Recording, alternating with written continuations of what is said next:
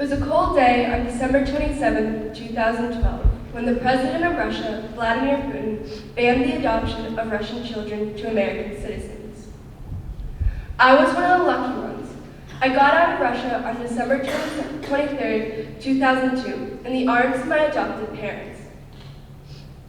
I had snow-white skin and ruby red lips, but only little blonde streaks of hair, so close to being Snow White.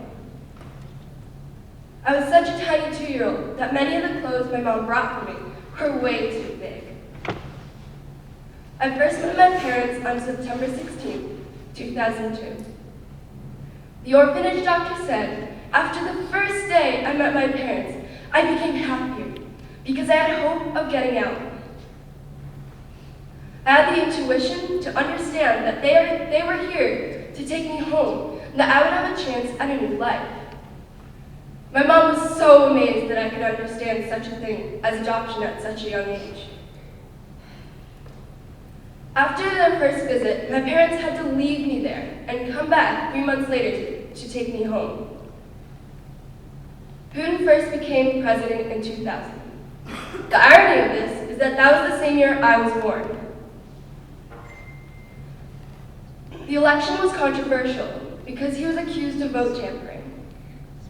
With the passage of America's Magnitsky Act that was intended to chastise Russian officials for the death and torture of Russian lawyer Sergei Magnitsky, Putin rebelled, therefore shutting down the adoption of Russian children to American citizens. I have so much disdain for what he did to those children and the families. My mom always tries to impose their Italian roots onto me. I grew up on her thoughts, her ideas, and morals. When I went to Italy last year, I brought back a Malocchio. My mom forgot to mention that this was a tradition in our Italian family to pass down the Malocchio, which we call the Moloch.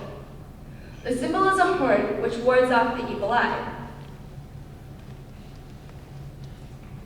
My mom was so excited to see that I brought one home that she brought her own out that her grandmother passed down to her from Italy. I'm very similar to my mom, even though she's not my biological mother. My mom said when I was in the orphanage, I had spunk because I had a way of understanding. Throughout the years of my life so far, I've been able to be intuitive to situations that should be way over my head. I see what is happening and feel the emotion. That is my superpower.